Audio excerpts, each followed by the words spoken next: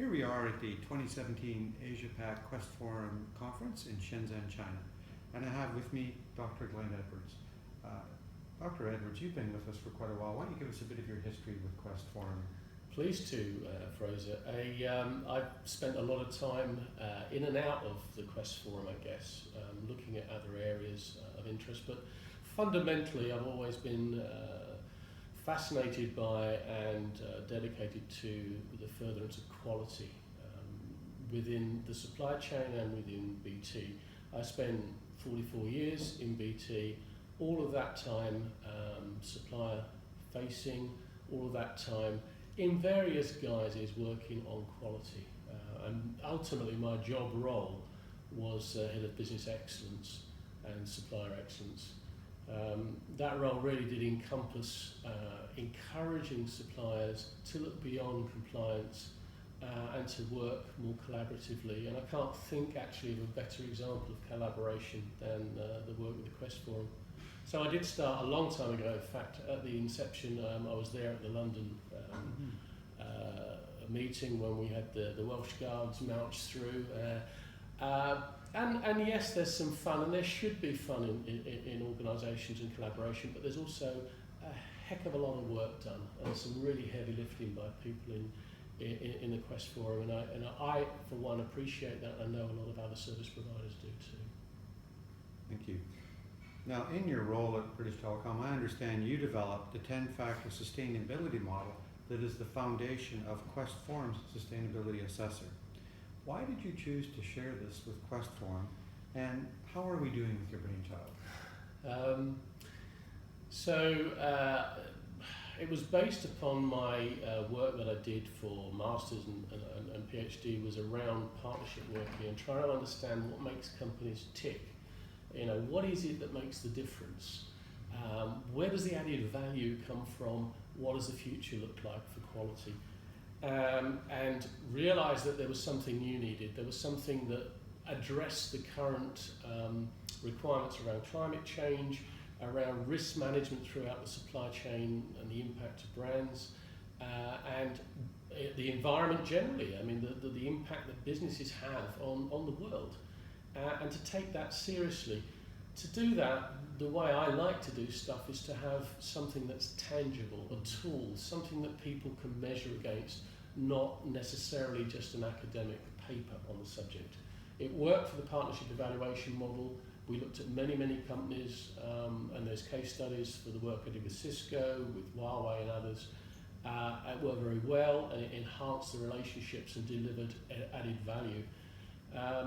I could see the same could be said for integrating quality skills and tool sets with the new demands of sustainability, climate change, labour standards, and a whole holistic view of what really sustainability has become. So that's why I developed it. I gave it and opened it up to the QuEST Forum because I was encouraged to, and I also felt it was the right thing to do. I did have some reservations, I'll be honest. I wondered whether it would sit well with a predominantly quality organisation. I know that I've moved through quality into what I regard as business excellence, which covers a multitude of things. I was working with a consultancy called EPI.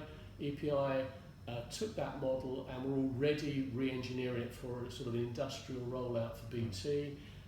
So the timing was right, I think, really to talk to an industry body and share. I'm a great believer in sharing what we do for the betterment of the industry and actually for the betterment of the planet.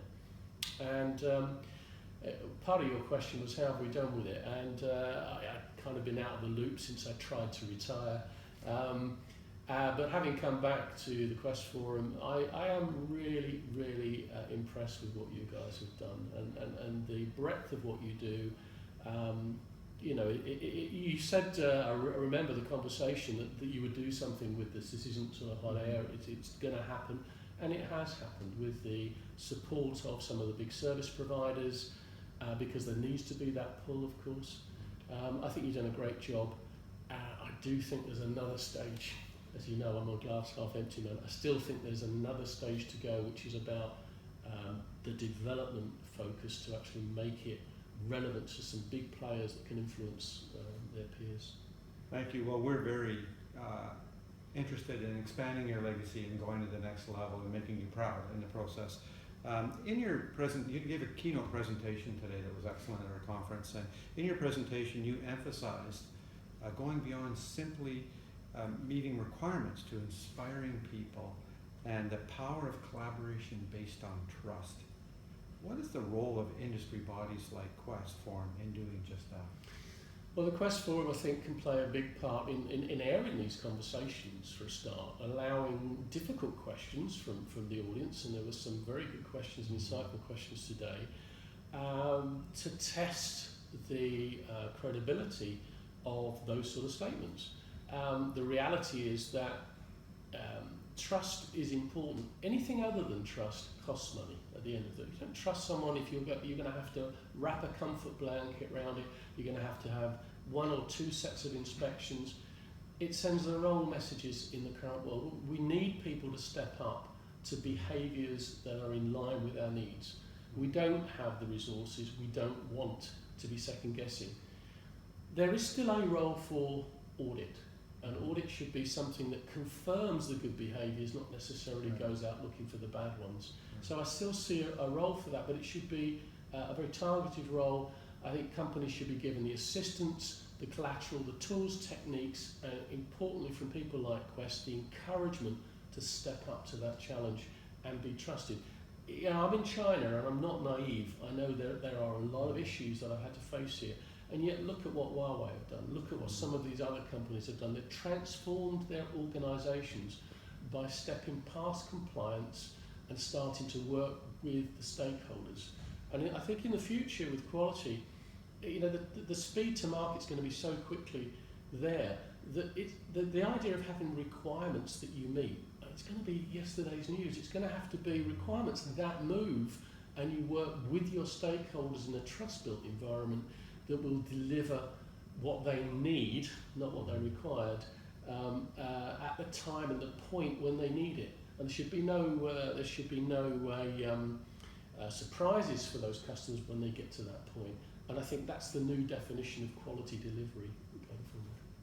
Thank you very much, and I trust that you'll continue to hold us to a high standard as we go forward and keep guiding us along the path. I have very high confidence in your leadership, Fraser, and the work that has been done over many years. I know how heavy some of this lifting can be. I've been in some of the work groups, and I'd like to pay tribute to Steve Dickens and Tony Kariki and people like that who did a heck of a lot of work here to move mountains, as did lots of other people from other organisations. I guess I've come in and out because I've wanted to try and influence, I wanted to gain confidence, and I have those things. But I repeat, I think the time is right now to think what's beyond a basic tool, what's beyond year-on-year measurement of step. Right. What is it that we now do to inspire the industry to go to the next level? And I think that's yet to be done. I don't have the definition. I think the model is a really good way of getting to those first plates. But when you want to hit the home run, you're going to have to step up another level, I think. Thank you. Thank you for your time. My pleasure.